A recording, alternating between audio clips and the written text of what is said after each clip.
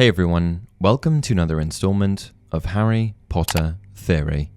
Today we're going to be discussing the misunderstood origins of Dementors, the Wizarding World's enigmatic wraith-like creatures known for guarding Azkaban and sucking out souls. Specifically, we'll be taking a look at my theory on how Dementors were first created. Dementors, towering at 3 meters tall, are sinister cloaked beings with dark grey scabby skin. These malevolent creatures symbolize the embodiment of unhappiness and despair. They are commonly known as the guards of Azkaban prison, responsible for ensuring that all of the darkest witches and wizards inside do not escape. Dementors were originally created by J.K. Rowling as a way of representing depression, and so Rowling, having experienced depression herself, wanted to create a creature that personified all of the negative aspects. Dementors are among the foulest creatures that walk this earth. They infest the darkest, filthiest places. They glory in decay and despair. They drain peace, hope, and happiness out of the air around them. Even muggles feel their presence, though they can't see them. Get too near a Dementor, and every good feeling, every happy memory, will be sucked out of you. If it can, the Dementor will feed on you long enough to reduce you to something like itself, soulless and evil. You'll be left with nothing but the worst experiences of your life. But J.K. Rowling isn't the only creator of the Dementors.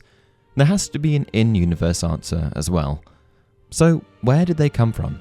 Now, when you look up this question, most places will point you towards a dark wizard named Acristis, a man that is considered by many to be the father of Dementors. But I'm here today to put a spin on that.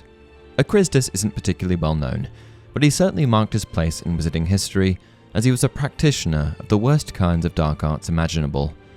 Very little is known about him, other than the fact that he was alive during the 15th century, and that he was evil, pure evil. No one even knows his nationality, and if it was known, I'm sure no one would want to claim ownership of him. He was that bad. Acristis was the original inhabitant of the island fortress of Azkaban, what we now know as the prison that holds some of the darkest witches and wizards within its walls. While travelling in the 15th century, Acristis stumbled upon the island, which at the time had no infrastructure to speak of. When he first arrived, it was just a regular island, but it didn't take long for Acristis to corrupt the island and turn it into his own little dark arts experiment. Hoping to keep the location of the island, which was located in the North Sea, a secret, Acristis kicked things off by placing concealment charms on the island, meaning that no one would be able to intentionally find it. After placing the concealment charms on the island, Acristis began his dark arts experiments by luring Muggle sailors to the island, then torturing and eventually murdering them. It has been said that before ever stepping foot on the island, Acristis was mad, but that after spending some time there, he became totally insane, completely losing touch with reality. He became so wrapped up and enthralled in his experimentation with dark magic that he had lost his mind, and the poor sailors that he lured to the island witnessed it firsthand.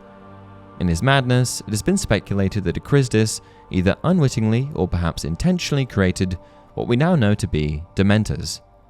But beyond this speculation, there is absolutely no information on how Acristis created them. We also know that no one visited the island until Acristis died, the reason for this being that his concealment charms weren't lifted until his death. And so, when he died, the giant island, which Acristis had enlarged, simply appeared out of nowhere, which prompted the Ministry of Magic at the time to investigate. Those who entered to investigate refused afterwards to talk of what they had found inside, but the least frightening part of it was that the place was infested with Dementors. Many in authority thought Azkaban an evil place that was best destroyed. Others were afraid of what might happen to the Dementors infesting the building if they deprived them of their home. The creatures were already strong and impossible to kill. Many feared a horrible revenge if they took away a habitat where they appeared to thrive. The very walls of the building seemed steeped in misery and pain, and the Dementors were determined to cling to it. Experts who had studied buildings built with and around dark magic contended that Azkaban might wreak its own revenge upon anybody attempting to destroy it. The fortress was therefore left abandoned for many years, a home to continually breeding Dementors. The prevailing theory for why Acristis was the one to create Dementors is that he was found dead on an island full of them, but that doesn't reveal any aspects related to how he created them. Here's what I think. Acristus created one Dementor, and this one Dementor took it from there. We know that Acristus performed dark arts experiments deemed unimaginable. We also know that he lived on the island in secrecy for many years, occasionally luring sailors there via his concealment charms. I think the first sailor that he lured to the island became Patient Zero. I think this one sailor, for as long as Acristus remained on the island, became his go-to for any and all kinds of twisted dark arts experiments. I think one poor man must have been on the receiving end of it all, enduring years and years of torture from an incredibly sinister dark wizard. And I think that it was this man that eventually, in a roundabout way, birthed a Dementor. Let me explain. In the Harry Potter universe, witches and wizards subject to trauma at a young age can manifest what is called an obscurus, making them an obscurial. This obscurus is a dark and powerful force created as a result of a young witch or wizard suppressing their magical abilities. Basically, instead of learning to control and express their magic, they bottle it up, leading to the creation of an obscurus. Basically, the trauma and fear is significant enough to create a powerful, dark, parasitic force, and these obscurus are nothing to scoff at. They're incredibly powerful, very hard to contain, and entirely unpredictable. But my point is this: the whole obscurial process demonstrates to me that when the stresses are significant enough, magic can birth or create new dark magic.